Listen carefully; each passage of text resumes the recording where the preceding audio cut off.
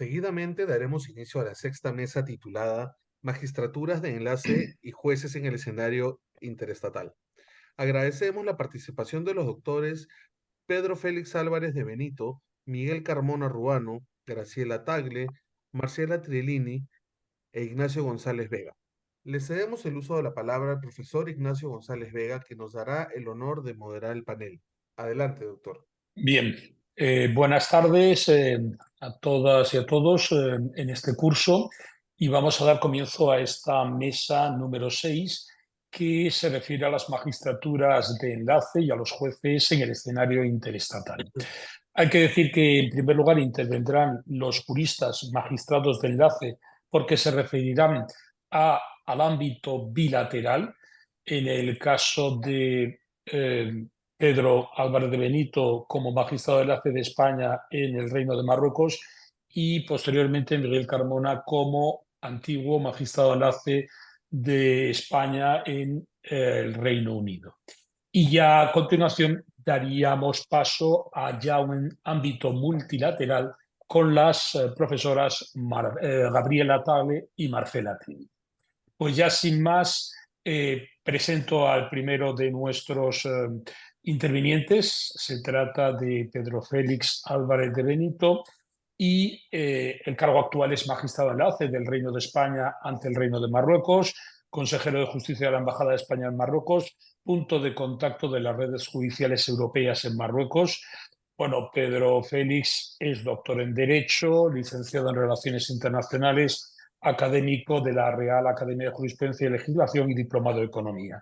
Es miembro de la carrera judicial, su último destino ha sido como magistrado de la Audiencia Provincial de Toledo y a destacar, bueno, pues que ha sido secretario permanente ejecutivo de la Cumbre Judicial Iberoamericana, director de Relaciones Internacionales del Consejo General del Poder Judicial, consultor en numerosos proyectos de cooperación, tanto en Europa, África y Iberoamérica, y finalmente profesor universitario.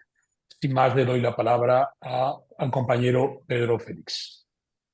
Muchísimas gracias, querido Iñaki. Un saludo a todos mis contertulios en la mesa y mi agradecimiento primero a los organizadores de este interesantísimo seminario.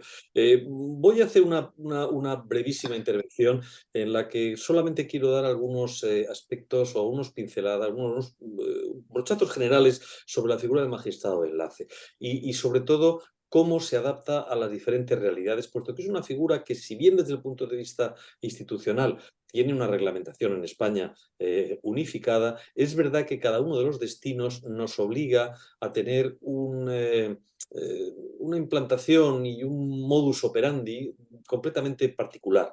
No se puede decir lo mismo del magistrado de enlace en Marruecos, que es mi humilde caso, como del magistrado de enlace en París o en Benelux o en el Reino Unido o en Estados Unidos.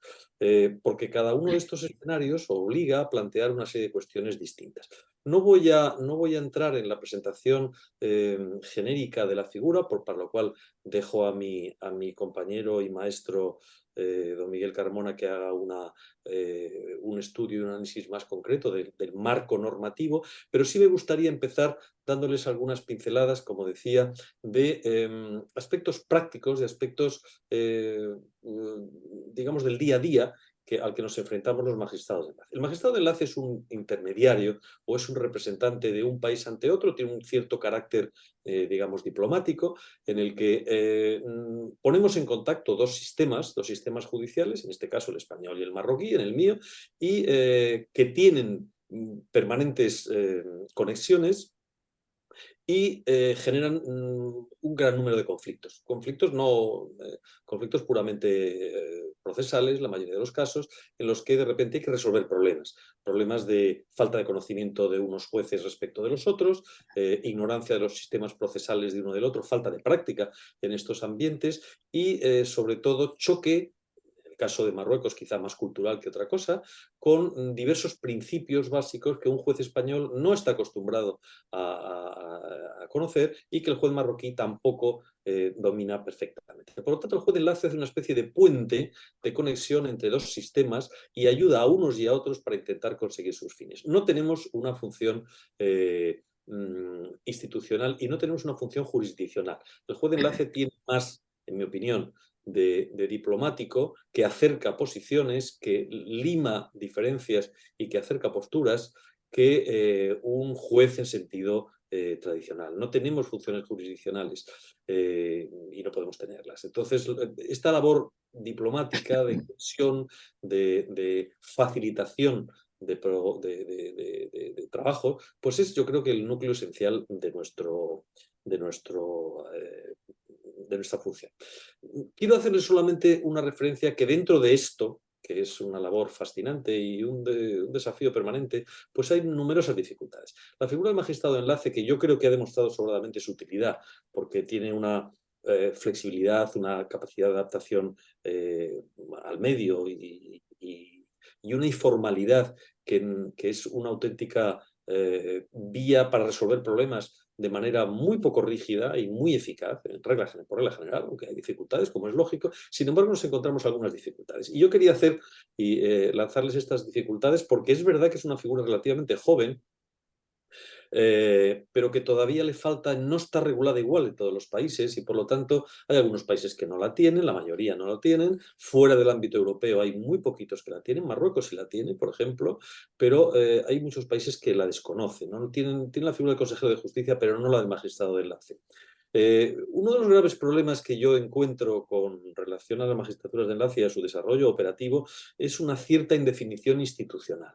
No en todos los países, no hablo del caso de España, porque yo creo que en el caso de España la ley de 2019 lo arregló bastante y lo dejó bastante, yo creo que bien definido, pero muchas veces las magistraturas de enlace, hablo por ejemplo del caso de Marruecos, no se sabe si depende del Ministerio de Asuntos Exteriores, del Ministerio de Justicia, de los consejos superiores de las magistraturas, no está clara cuál es su función y sobre todo su dependencia orgánica.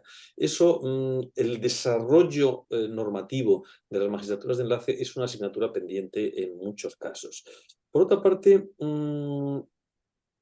el magistrado de enlace es una ventaja por un lado, pero es una desventaja por otro. Carece de personalidad, vamos a decir, jurídica autónoma, procesal. No, los magistrados de enlace no somos representantes del Ministerio de Justicia, tampoco somos representantes del Poder Judicial, con lo cual no podemos recibir documentos, no cumplimos las funciones que podría cumplir en cada uno de sus elementos, sus operadores, pues un sistema judicial. No podemos registrar una petición, no podemos resolver nada, sino simplemente servimos de puerta de comunicación entre unos y otros. Pero la autoridad central, por ejemplo, en el caso de España, que es el Ministerio de Justicia, pues es quien tiene que resolver las cuestiones de las magistraturas de enlace.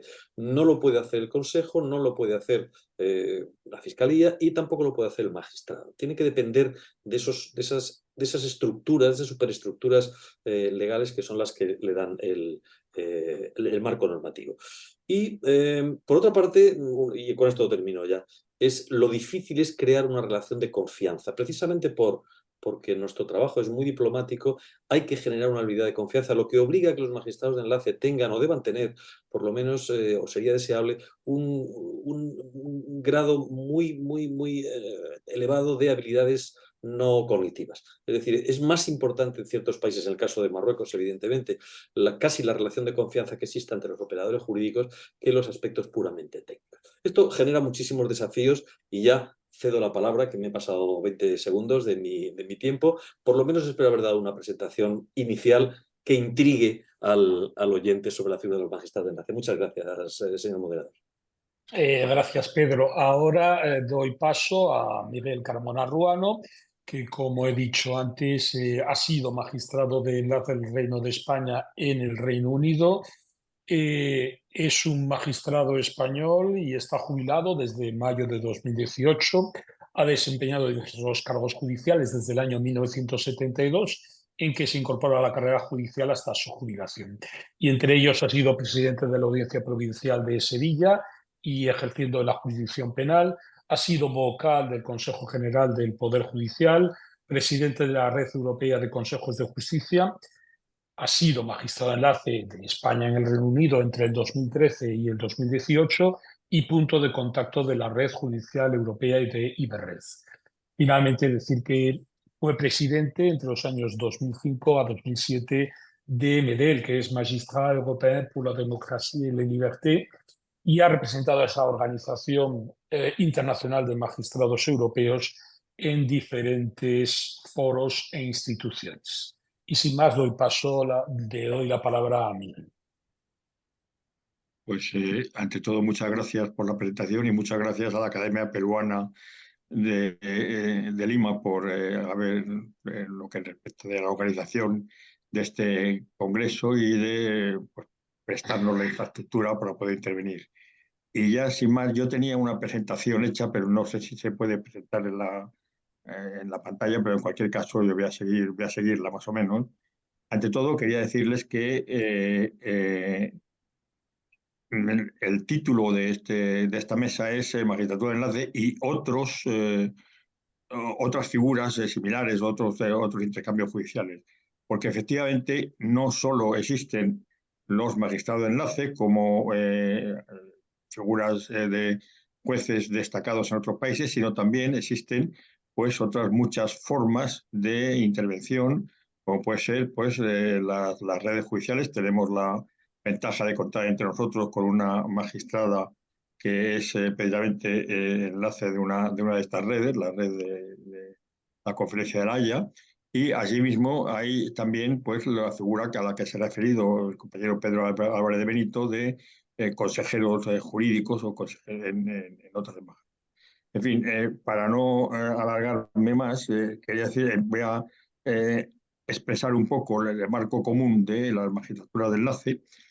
Ciertamente hay un precedente de la magistratura de enlace, ahora hay una referencia en un Consejo Europeo en Tampere, en 1929, pero el precedente más básico es la creación por Francia, mediante convenios con los Países Bajos y con Italia, del intercambio de magistrado de enlace. Ciertamente, Francia envió magistrado de enlace a Ámsterdam y a Roma, pero únicamente recibió un magistrado de enlace holandés. Bueno, la figura se crea en el marco de lo que antes se llamaba la Europa de los tres pilares, el tercer pilar de la Unión Europea, que era el referido a justicia y asuntos del interior.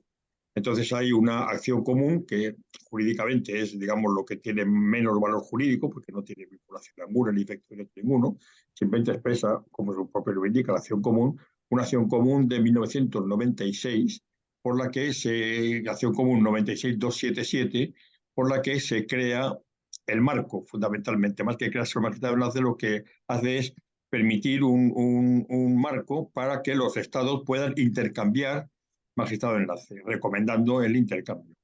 Bien, tampoco define exactamente cuáles son las funciones, pero sí que se dice que el objetivo principal es incrementar la rapidez y eficacia de la cooperación judicial y contribuir al mismo tiempo al intercambio de información entre los distintos sistemas jurídicos. Tiene, por tanto, dos funciones jurídicas esenciales.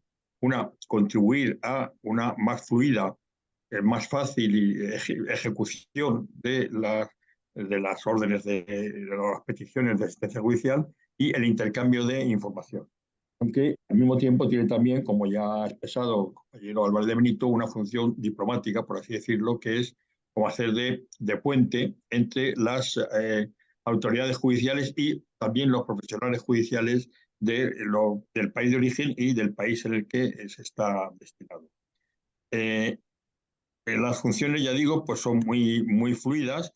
En España la regulación ha sido también una regulación complicada, porque hubo una primera ley, la Ley 16 de 2015, que definía las funciones en estos términos, casi siguiendo palabra por palabra lo que decía la acción común, pero luego se sustituyó por otra norma de un Real Decreto de 2019 y actualmente está regulado por una ley, la Ley 29 de 2022, por la que se regulan también otras materias, como todos los jueces o representantes del Ministerio de Justicia destacados en otros países, el miembro nacional de Eurojust y la resolución de conflictos de jurisdicción. Por tanto, es una ley como muy variopinta. Bueno, las funciones que se establecen en un Real Decreto de 2019 y son pues básicamente las que ya he dicho. Conforme dice el Real Decreto, el artículo 11, pues en primer lugar promover y facilitar la cooperación judicial, tanto en materia civil como en materia penal, entre España y el Estado ante el que están acreditados, el intercambio de información, las relaciones entre las autoridades de ambos países, y también funciones diplomáticas como serían las que le encomendara el jefe de misión, en nuestro caso el embajador. Bueno, esto es, ya digo, el marco genérico. La situación actual en España ahora mismo hay un magistrado de enlace, una magistrada de enlace en Bruselas, que cubre todo el Benelux, o sea, está también acreditada ante Holanda y ante Luxemburgo, y actualmente está desempeñando también las funciones de magistrado de enlace en Francia porque se encuentra vacante. Había también magistrado de enlace en Italia, pero se suprimió hace ya 3 años. Fuera del ámbito de la Unión Europea, con terceros países, pues existen otros 3 magistrados de enlace en Estados Unidos, en Marruecos, que desempeña actualmente quien ha intervenido antes que yo, Pedro Álvarez de Benito, y en el Reino Unido, que también está acreditado ante Irlanda. Bueno, yo, como ya se ha dicho, he sido magistrado de enlace ante el Reino Unido y también quiero destacar que en otros países también existe esta figura y particularmente en el ámbito europeo, no necesariamente en la Unión Europea, hay 2 países que destacan por el número de magistrados de enlace que tiene, que son Francia y Reino Unido. Francia dispone actualmente de 17 magistrados de enlace en otros países que cubren 50 países, porque muchos de ellos están destacados. Por ejemplo, el magistrado de enlace en Tailandia, que es una magistrada, pues cubre pues otros muchos países. eh, eh, China, Indonesia, Japón, Malasia, Filipinas, Vietnam, Singapur. Hay otro, por ejemplo, la magistrada de enlace en Serbia, pues cubre también Albania, Chipre, Bosnia-Herzegovina, Kosovo, Montenegro, Macedonia. En definitiva, hay 17 magistrados de enlace franceses en el exterior, cubren 50 países, y a su vez hay 11 magistrados de enlace extranjeros en Francia, de Alemania, Argelia, Canadá, España, Estados Unidos, Italia, Japón, Marruecos, Países Bajos, Reino Unido eh, y Turquía. Por otra parte, el Reino Unido también hace un amplio uso de esta figura porque tiene 20, en este caso son fiscales de enlace, liaison prosecutors, porque las funciones judiciales, los jueces no intervienen para nada en la investigación judicial, es un sistema radicalmente distinto y por tanto son siempre fiscales, no solo en el ámbito europeo, también existen fiscales liaison prosecutors británicos en países como Pakistán, Sudáfrica, Estados Unidos o Turquía. Y luego, por otra parte, pues también hay 3 magistrados de enlace actualmente destacados en Londres, uno de español, otro francés y otra francesa y otra holandesa de los Países Bajos. Bueno, estos son un poco el marco judicial de cómo está la actuación actual. Sí que me quería referir a un organismo, porque no solo son los magistrados de enlace los que ejercen estas funciones, un organismo como es Eurojust o Eurojust, diríamos en español, es una agencia europea de cooperación que se creó por una decisión de 2002 para reforzar la lucha contra las formas graves de delincuencia. Actualmente está regulada por un reglamento de 2018, entró en vigor en 2019, y su estructura básica es que cada país miembro de la Unión Europea designa un miembro nacional y, en su caso, miembros adjuntos, que son los que se reúnen en consejo y toman las decisiones y, digamos, también se intercambian entre ellos, también tienen entre ellos relaciones bilaterales y luego hay un staff permanente de Eurojust. Bueno, lo que sí que quería destacar es que Eurojust tiene, o Eurojust, vamos a llamarlo, tiene distintos enlaces con otros países, porque tanto en la decisión inicial como en el reglamento actual se prevé que pueda haber convenios con terceros países y de hecho los hay. Ahora mismo hay acuerdos de cooperación con 13 países. Puedo decir que Albania, Estados Unidos, Georgia, Noruega, Suiza, etcétera, por no citarlos todos. Muy recientemente se ha negociado, incluso yo creo que no están publicados todavía, con Nigeria y con Armenia. Y también cada uno de estos países, o por lo menos 10 de ellos, han nombrado magistrados o fiscales de enlace ante Eurojust. O sea que Eurojust ya no solo hay los miembros nacionales de los 27 países miembros de la Unión, sino que también hay fiscales de enlace de terceros países. Realmente también me quería decir que Eurojust tiene muy fluidas relaciones con otras redes, concretamente con Iberred, o particularmente con Iberred, que se han firmado 2 memorandos de entendimiento. En el primero tuve el honor de intervenir yo, pues entonces como representante de la Cumbre Judicial Iberoamericana, pero actualmente pues hay un memorando de entendimiento que establece cuáles serían las relaciones entre los puntos de contacto de la Iberred y los miembros nacionales o la estructura de Eurojust. Y finalmente que también hay unas conclusiones del Consejo recientes en que establecen cuáles pueden ser las relaciones de Eurojust con las redes creadas por el Consejo de la Unión Europea, que en cierto modo muchas de ellas están integradas incluso en la estructura de Eurojust, como serían la Red Judicial Europea, la Red contra el Genocidio, la Red contra Delitos Informáticos y la Red de Puntos Europeos de Equipos Conjuntos de Investigación. Finalmente, yo quería referirme 2 minutos nada más, que no sé si me queda. Sí, lo que pasa que, Miguel, lo dejaremos para una Muy segunda bien, de acuerdo. ronda Pero que entonces tienes. me referiré luego a cuál fue mi experiencia personal en el Reino Unido, que, bueno, el Reino Unido, como muy bien ha expresado Pedro Álvarez Benito, pues tiene sus peculiaridades, porque cada país tiene sus peculiaridades. El Reino Unido, la verdad, que tiene muchas. A mí, además, me pilló el referéndum del Brexit, por tanto, tiene muchísimas. Pero vamos, ya ahí acabo. Muchas gracias por vuestra Sí, participación. ahora daré paso a las juristas que están dentro del ámbito multilateral en torno a la Conferencia de La Haya, y ya después habrá una segunda ronda de 4 minutos cada uno de los ponentes. En este caso, le cedo ahora la palabra a Graciela Tagle de Ferreira. Graciela Tagle de Ferreira es jueza de enlace de la República Argentina, coordinadora de la Oficina de Cooperación Judicial Internacional del Tribunal Superior de Justicia de la provincia de Córdoba.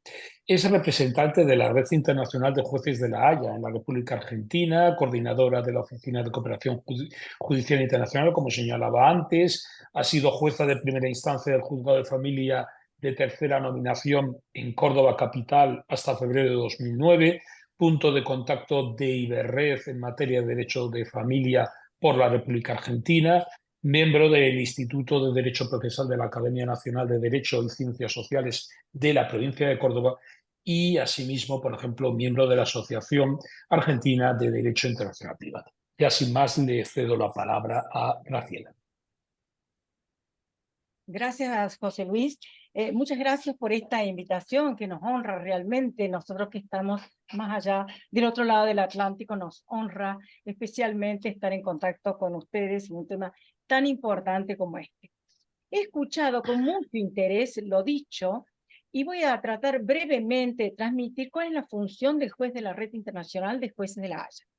El rol del juez de la Conferencia de La Haya consiste en actuar de canal de comunicación y enlace con los jueces de su jurisdicción y a nivel internacional con otros miembros de la red internacional en cuestiones relativas a la protección y restitución internacional de menores. En este rol brinda información general sobre el funcionamiento del Convenio de La Haya de 1980 como de otros instrumentos internacionales y puede abarcar otras cuestiones transfronterizas. La otra función es de carácter específico, a los fines de encauzar las comunicaciones judiciales entrantes e iniciar o facilitar las salientes. La autoridad judicial podrá recurrir a los enlaces o puntos de contacto de Iberred, a las autoridades centrales implicadas o miembros de la Red Internacional de La Haya. Es decir, el juez de la Red Internacional facilita la comunicación entre dos jueces implicados en un caso específico. Estas comunicaciones se realizan sin la intervención de una autoridad administrativa, como es en el caso de los exhortos. Es ágil, expeditiva y brinda mayor eficacia a la cooperación judicial internacional. Para llevarlas a cabo se utilizan todos los medios tecnológicos y puede llevarse a cabo en forma escrita o verbal. Tienen por objeto proveer una rápida audiencia en la jurisdicción extranjera para dictar órdenes provisionales, por ejemplo, alimentos, medidas de protección, establecer si hay medidas de protección disponibles para el niño o para el progenitor en el estado en el cual el niño tiene que ser restituido, establecer si la autoridad judicial extranjera puede aceptar y hacer ejecutar compromisos ofrecidos por las partes en la jurisdicción de origen o emitir una orden espejo. Esto es la misma decisión en ambas jurisdicciones. Asimismo, verificar si la autoridad judicial extranjera ha constatado la existencia de violencia doméstica y cerciorarse si uno de los progenitores sería objeto de sanciones civiles o penales al momento de regresar con el niño al país de la residencia. También tenemos principios y salvaguardias en relación a esta forma de comunicar. El principio general es que las comunicaciones judiciales directas deben respetar la legislación en vigor en cada estado y no comprometer la independencia de la autoridad judicial involucrada ni los derechos de defensa de las partes. En cuanto a las reglas particulares, los jueces involucrados en esta comunicación judicial deben respetar los derechos de defensa de las partes atendiendo a sus reglas de derecho interno o prácticas procesales aceptadas en su jurisdicción. En cuanto a las salvaguardias procesales, excepto en circunstancias especiales, las partes deben ser notificadas de la naturaleza de la comunicación propuesta, llevar un registro de las comunicaciones, poner todo ello a disposición de las partes y las conclusiones deben plasmarse por escrito. Pueden las partes estar presentes a través de conferencias telefónicas. Nada de estas salvaguardias, comúnmente aceptadas, impide a la autoridad judicial que entienda en el caso a seguir sus reglas de derecho interno o prácticas que le den mayor libertad.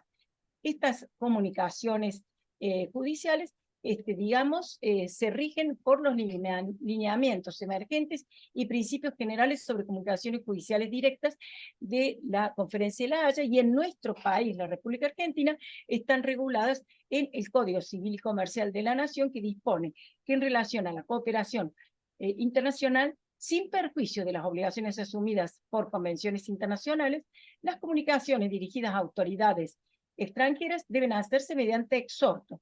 Cuando la situación lo requiera, los jueces argentinos están facultados para establecer comunicaciones directas con jueces extranjeros que acepten la práctica en tanto se respeten las garantías del debido proceso. En la última comisión especial sobre el funcionamiento del Convenio de La Haya de 1980, llevada a cabo en La Haya en el mes de octubre pasado, se ha concluido que en reiterar la eficacia y el valor del uso de la tecnología de la información para que la comunicación entre autoridades y el intercambio de datos sean más eficientes. Sin duda que no reemplazan al exhorto internacional, sino que numerosos pedidos de cooperación internacional hoy se adelantan y tramitan a través de la comunicación judicial directa, lo que ahorra tiempo y se gana en eficiencia en el trámite y consecuentemente en la resolución del caso. Por último, la Corte Suprema de Justicia de la Nación crea, como otro elemento de la cooperación, la Red Nacional de Jueces Expertos en Materia de Restitución Internacional de Menores, y el Tribunal Superior de Justicia crea la Oficina de Cooperación Judicial Internacional con el fin de facilitar las comunicaciones judiciales directas y la celeridad en la cooperación. Todas estas herramientas ayudan a una cooperación judicial internacional más rápida y eficiente. Tengo un caso jurisprudencial, pero lo voy a dejar para la segunda vuelta. Querría terminar diciendo que he sido la primera juez de enlace de la República Argentina, ahora tengo a mi compañera Marcela, y hace 15 años que soy juez de la Red Internacional, por lo que no solo he cumplido con esta tarea, sino he hecho otras tareas que después en la segunda ronda les voy a comentar. Muchas gracias. Muchas gracias a ti, Graciela. Y ahora, por último, en este panel, daré la palabra a Marcela Tiglini, que es jueza, representante de la Red Internacional de Jueces de La Haya en la República Argentina. En el caso de Marcela, es abogada y procuradora en la Universidad de Buenos Aires, mediadora de la Fundación Libra, jueza de familia desde el 2006 a la actualidad, en el cargo de juzgado de familia número 9 de San Carlos de Bariloche, en la provincia de Río Negro, integrante de la Red Nacional de Jueces por el Poder Judicial de la provincia de Río Negro para la correcta y pronta aplicación de la Convención de La Haya en materia de restitución de menores desde el año 2012. Ha sido designada integrante en la Red Internacional de Jueces de La Haya en la República Argentina en el año 2021 y es punto de contacto de IBER. Ya sin más, le doy la palabra a Marcela. Muchas gracias, Ignacio. Es un placer estar compartiendo este panel y participando de este Congreso Mundial. Muy agradecida por esta posibilidad. Bueno, continuando un poco lo que referenciaba mi colega, la doctora Tagle, y para mostrarles un ejemplo de cómo trabajamos en el marco de la cooperación jurídica internacional, les voy a contar brevemente un caso que tuvo lugar en el año 2021 en la ciudad, la provincia de Córdoba, que tuvo también como participante, como jueza de la red, a la doctora Tagle, y se trataba de una restitución dispuesta por el Reino de España de 2 niños que estaban viajando hacia la República Argentina, que por una cuestión de conectividad de los vuelos advirtieron que era necesario que pasaran la noche en Buenos Aires, y entonces debían disponerse medidas de resguardo para asegurar que al día siguiente pudieran continuar sin inconvenientes su viaje hacia la provincia de Córdoba. Era un día domingo, en un mes de abril, por la tarde. Los domingos en general en Argentina, como en tantos países, los organismos judiciales y las reparticiones públicas están cerrados, es un día de descanso. La Autoridad Central Argentina se comunica con la doctora Tagle para ponerla en conocimiento de esta situación y informando que la CENAF, que es el organismo proteccional, la Secretaría de Niñez y Adolescencia y Familia de la Nación, garantizaba el alojamiento de los niños, pero que era necesario que se dictasen medidas de resguardo para evitar que pudieran ser nuevamente sustraídos en su regreso a la provincia de Córdoba.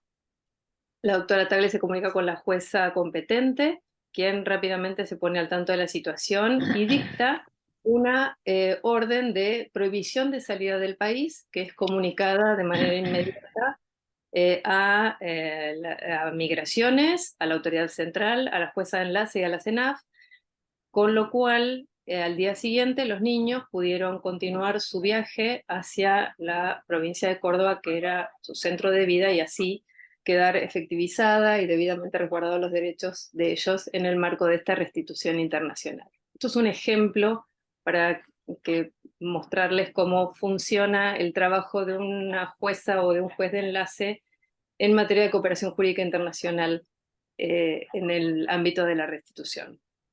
También justamente Graciela les referenciaba la reunión de la comisión especial en el marco de la Conferencia de La Haya, que tuvo lugar recientemente, en la que tuvimos la fortuna de participar, y una de las conclusiones es que los jueces y juezas de enlace cumplan una función valiosa e importante, tanto a nivel nacional como internacional, que implica, entre otras cosas, ser punto de referencia nacional, impartir capacitaciones, y que la actuación no se limita a los convenios de la Conferencia de La Haya, sino que puede abarcar otras cuestiones transfronterizas y nacionales de derecho de familia en contextos internacionales. En estos marcos es que, integrando esta red, nos comunicamos de maneras como referenciábamos, puede ser por mail, por WhatsApp, hacemos uso de la tecnología de la manera que optimice y favorezca el objeto de esa comunicación. También en los temas de visitas y contacto transfronterizos es habitual que se dicten, por ejemplo, órdenes espejo o medidas que deban replicarse, medidas de protección que deban replicarse en los países en los que, digamos, se está interviniendo, y un poco conectado con los temas de derecho penal en el marco de este congreso.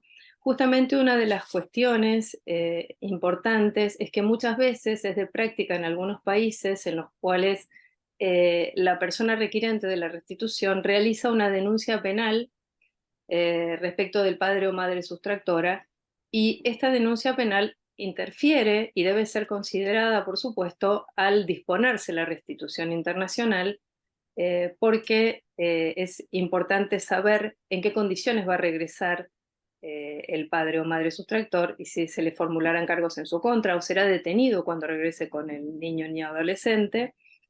Y esto es una preocupación también de la Conferencia de La Haya desde hace muchos años, que viene realizando recomendaciones en cuanto a considerar estas medidas, estas acciones en el marco del derecho penal a la hora de realizar un pedido de restitución. Esto es una primera parte de lo que quería contarles. No sé si después vamos a tener nuevamente la Pues palabra. sí. Voy a continuar. Pues sí, efectivamente, Marcela, vamos a hacer una segunda ronda con cada uno de los intervinientes y me parece que ahora, en esta segunda ronda, que dispone cada uno de vosotros de 4 minutos, sería interesante que contaras más desde el punto de vista de vuestra experiencia como magistrados de enlace o jueces de enlace, porque creo, y comentando algún caso que pudiera ser de interés para la audiencia. Y doy la palabra en primer lugar a mi compañero Pedro Félix para que nos cuente algo sobre su experiencia. Muchísimas gracias, Ignacio. Bueno, mi experiencia es muy rica y muy variada, la verdad. Marruecos es un país fascinante, con una estrecha relación histórica y cultural con España, pero con unas peculiaridades que nos obligan a adaptarnos día a día al trabajo.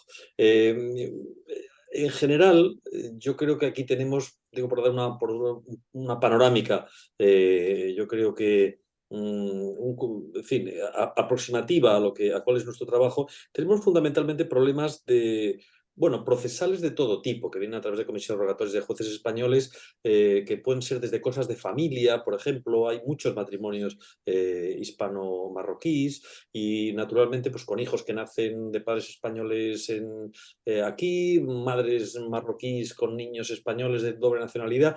Por ejemplo, una peculiaridad muy curiosa es que Marruecos nunca no reconoce la doble nacionalidad. Y además considera que si una persona es marroquí lo es para toda la vida. Me he encontrado con muchos casos en los que marroquíes de nacimiento, y por lo tanto inscritos en un registro marroquí, van a España, se nacionalizan españoles al cabo de los años, se casan con españoles, tienen hijos españoles y de repente tienen algún problema cuando vienen aquí. Pues van a considerar que son marroquíes a todos los efectos, no van a pensar que son ciudadanos españoles, da igual que lleve el pasaporte que lleve, en el momento que esté en el registro le consideran como tal. Eso genera algunos problemas curiosísimos y que afecta a todos los niveles. Desde un punto de vista, digamos, criminal grave, pues no se va a conceder nunca la extradición, porque van a considerar que no es un ciudadano español, van a considerar que es un ciudadano marroquí. Y luego los fundamentales problemas con los que luchamos todos los días, o por lo menos las materias que subyacen en todo este marasmo de comisiones rogatorias, extradiciones, traslados, etc., pues suelen ser los relacionados con la emigración, con el tráfico de drogas, básicamente, con la trata de seres humanos y con el lavado de activos. Esos son las cuatro grandes ramas materiales que nos ocupan. Todo esto varía enormemente de uno a otro y además genera una complejidad tremenda porque Marruecos se está convirtiendo ya no en un país, por ejemplo, de emigración, sino en un país de tránsito. A raíz de ciertas medidas que ha tomado Marruecos, en consonancia con la Unión Europea y con España en particular, para intentar controlar la inmigración ilegal, por ejemplo, pues nos encontramos con la presión, sin embargo, de poblaciones que vienen de regiones subsaharianas o del este. Y entonces eso convierte de repente una tradición, vamos a decirle así, de tratamiento del fenómeno que antes era hispano-marroquí, fundamentalmente, a una especie de panorama pues multilateral, en el que de repente nos encontramos con muchísimos emigrantes subsaharianos que pasando por Marruecos intentan acceder a Europa. No solamente a España, pero también a Italia y a otros sitios. Y eso genera unas dificultades enormes desde el punto de vista operativo. El lavado de activos es otro gran problema que genera muchísimas actividades desde el punto de vista de los equipos conjuntos de investigación, en los cuales no participa la magistratura de enlace, pero sí que apoya a las consejerías de Interior, fundamentalmente pues la policía, la Guardia Civil y también a la gendarmería francesa, a la gendarmería marroquí y a la policía, a la Dirección General de Seguridad. Y esto genera también otro universo enormemente complejo. Los lavadores de activos, a diferencia de lo que ocurre con Francia, el magistrado de enlace español no tiene la capacidad de investigación, por ejemplo, o de ejecución de sentencias. No podemos investigar sobre bienes, no podemos pedir la movilización, la inmovilización de activos preventivamente. Ese tipo de cosas no es fácil hacerla. Cosa que tiene Francia porque sí dispone de un marco convencional más complejo que el nuestro, ¿no? Ese tipo de problemas son los que tenemos permanentemente. Como pueden ustedes ver, es un universo bastante complejo, bastante entretenido desde el punto de vista de la ocupación diaria, pero enormemente difícil, lo cual obliga a que el magistrado de enlace esté un poco en todas las parroquias, como se dice vulgarmente en España. Muchas gracias. Gracias a ti, Pedro. Ahora le doy la palabra también a Miguel para que nos cuente también la experiencia de otro país que es también singular en relación con España, como es el Reino Unido. Bien, pues muchas gracias, Ignacio. Y en fin, como antes pues quizá me excedí un poco de tiempo, voy a referirme exclusivamente a mi experiencia personal como magistrado de enlace en el Reino Unido, cargo que ejercí entre 2013 y 2018. Bien, quiero señalar ante todo que el Reino Unido en este aspecto es un país un tanto peculiar, porque en primer lugar lo que nosotros entendemos como el Reino Unido, pues resulta que son jurisdicciones diferenciadas. Hay una jurisdicción en Inglaterra y Gales, hay una jurisdicción distinta, radicalmente distinta, incluso con principios jurídicos distintos en Escocia y otra en Irlanda del Norte. Y luego están lo que ellos llaman dominio de la corona y territorio británico de ultramar, que son todos aquellos países que en la terminología británica y en el sistema político británico no forman parte del Reino Unido, pero sí que están estrechamente vinculados, como son la isla de Man, las islas de Jersey y Guernsey, y luego pues Anguila, Bermudas, Gibraltar, las islas Malvinas, terminología argentina, etcétera. Bueno, pues todo esto no forman parte teóricamente del Reino Unido, pero sí que entran un poco dentro del ámbito de actuación de los magistrados de enlace. El magistrado de enlace, en mi caso, pues a pesar de ser una figura de enlace tanto civil como penal, yo he de decir que el 95% de mis gestiones, de mi actividad, o quizá más, era en el ámbito penal más que en el civil. El civil, pues, sirve un poco estamos como de una manera más fluida, ¿no? En cuanto a cuáles eran las funciones en concreto, pues primero las solicitudes de asistencia judicial. Mis funciones eran de asesoramiento, fundamentalmente a jueces españoles, muchas veces por llamada, pero también a la Fiscalía Británica. Corregir cuando procedía, había muchas comisiones o muchas peticiones de asistencia judicial que venían incompletas o que venían con defectos. Había que completarlas, por ejemplo, con preguntas para imputados y testigos. Muchas veces decía simplemente recibir declaración al testigo fulanito. Entonces me preguntaba, bueno, ¿y sobre qué? Le preguntamos. Pues había que hacer como una especie de pliego de cuestiones. Contenido de expresiones que, por ejemplo, para los británicos no tenían significación alguna. Por ejemplo, alguna petición de asistencia judicial se decía que se ofrecieran las acciones. Los británicos obviamente no sabían qué quería decir eso, entonces era pues informarles de cuáles eran las posibilidades de la víctima de actuar en el sistema procesal penal español. A ello se unía la gestión de videoconferencias, la gestión también personal con la Autoridad Central del Reino Unido para acelerar la gestión o para solucionar problemas. Pues me venía muchas veces, yo tenía un ámbito de trabajo en el marco de la Autoridad Central del Reino Unido, en el Home Office, en el Home Department, y allí pues venía muchas veces a preguntarme, oye, mira Miguel, que tenemos aquí este problema, que hemos recibido esto y no sabemos muy bien cómo gestionarlo. Y también pues la gestión y aceleración de las órdenes europeas de detención y entrega, y la gestión de solicitudes de asistencia judicial, como he dicho, a lo que no formaba parte del Reino Unido, pero sí que también estaba dentro de mis funciones. En ello tengo que decir, porque mi experiencia personal fue muy fluida con Bermudas, era muy activo en cuanto a cuestiones de lavado de dinero, de lavado de capitales, pero que también hay que decir que cooperaba de una manera muy eficaz, muy rápida y muy activa. Por tanto, no tengo ninguna queja, sino todo lo contrario respecto a la actuación de Bermudas. Por otra parte, el otro ámbito de actuación era la información a los británicos sobre el sistema procesal penal español. Nosotros tenemos 4 policías integrales, aparte de la Policía Nacional y la Guardia Civil, pues la Ertzaintza, los Mossos d'Esquadra catalanes, y luego cuáles eran las funciones del juez de instrucción y la de la Fiscalía, cuáles eran los órganos de enjuiciamiento y de apelación, y luego la información a las autoridades españolas sobre el sistema judicial británico, que tenía muchas peculiaridades. Por ejemplo, las peticiones de asistencia judicial no las gestiona la justicia, sino la policía. Hay una especie de visado de depuración por parte de la autoridad central. En el Reino Unido hay 42 policías territoriales, más luego las especiales, las policías de ferrocarril, la turística. Hay peticiones judiciales en las que era necesario utilizar otros instrumentos jurídicos, fuera de la Comisión Rogatoria Clásica o de la Orden Europea de Investigación actual, que eran, por ejemplo, pues las referidas a las confiscaciones y recuperación de activos, las indemnizaciones a las víctimas. Y luego, en el Reino Unido, también una peculiaridad es que había muchas solicitudes de datos en las que no era necesaria una solicitud de asistencia judicial, sino que se podían obtener directamente por parte de la autoridad judicial española. Por ejemplo, datos de sociedades anónimas británicas. Eso se accedía directamente por Internet a la Company House, que lo mismo podías acceder desde Londres que desde Cuenca, y ahí ya tenían todos los datos necesarios sobre las sociedades británicas. O, por ejemplo, los registros de condenas, de lo que nosotros llamamos antecedentes penales, que los británicos llaman de convicciones, que los lleva una de estas policías territoriales, la policía de New Hampshire, que es la encargada de tener el registro de penados allí. Bueno, pues muy bien. Entonces había que dirigirse directamente a eso. Bueno, este era un poco el marco de disfunción y no sé si me excedí otra vez también de tiempo. Disculpa si no se ha sido así. Bien, no hay problema, Miguel.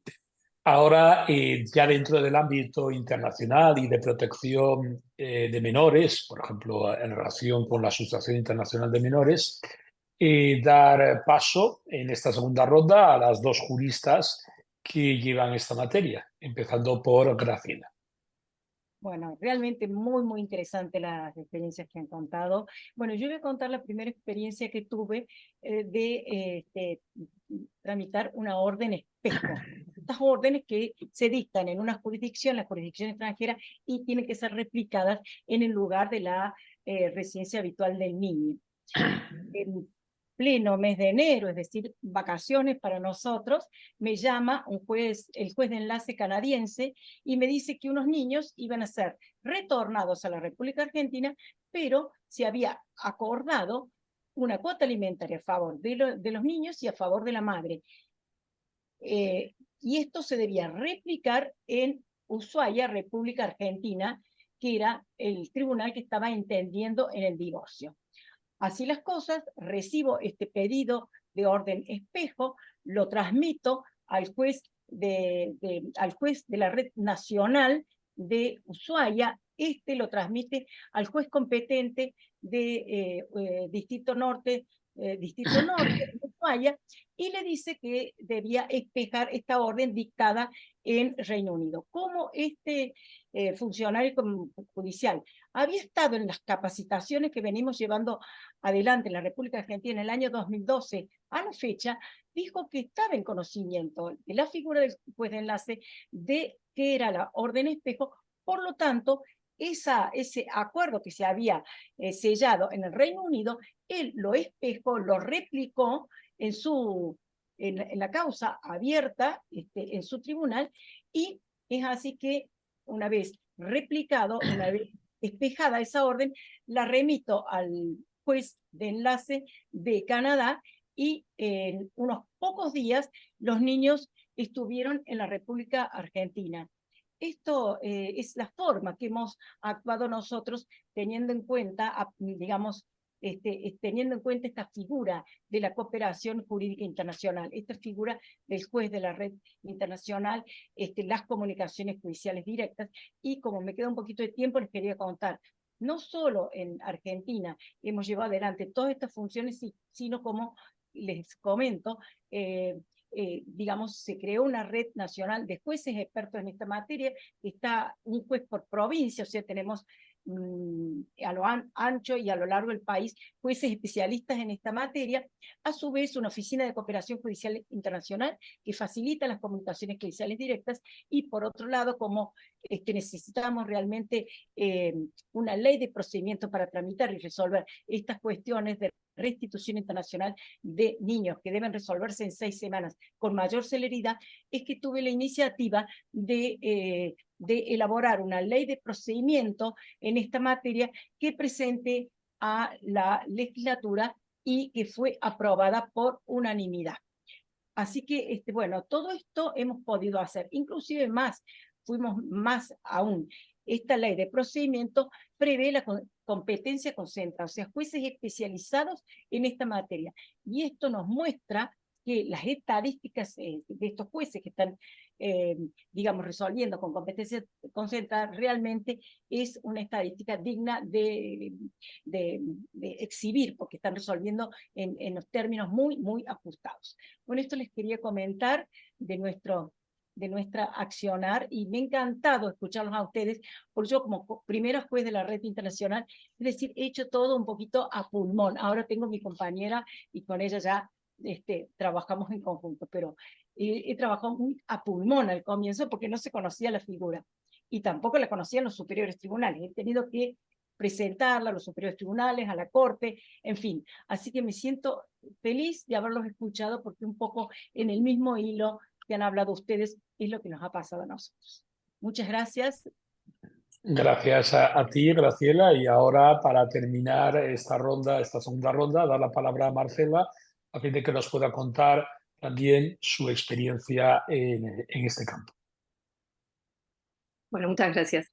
Como referenciabas, Ignacio, en mi currículum abreviado, yo integro la Red Nacional de Jueces desde el año 2012. En ese momento, Graciela, la doctora Tagle, estaba a la cabeza como jueza de enlace, como ella referenciaba, y desde entonces ha sido para mí muy enriquecedor poder participar de las distintas capacitaciones y poder conocer y participar en la elaboración tanto del piloto del protocolo de actuación, que es como una guía para los lugares de nuestro país que pueden tener a su cargo un caso de restitución. Es una guía que tiene como norte el interés superior del niño, digamos, que es clave para todos los que trabajamos en esta materia. Y luego también en distintos proyectos piloto, como el de mediación en materia de restitución internacional, con mediadores capacitados, con mediaciones breves, que, digamos, tengan muy en claro cuáles son las cuestiones que pueden ser abordadas en el marco de un proceso de restitución internacional y cuáles no, como por ejemplo, con cuál de sus dos progenitores el niño vivirá o en cuál de los dos países el niño está mejor.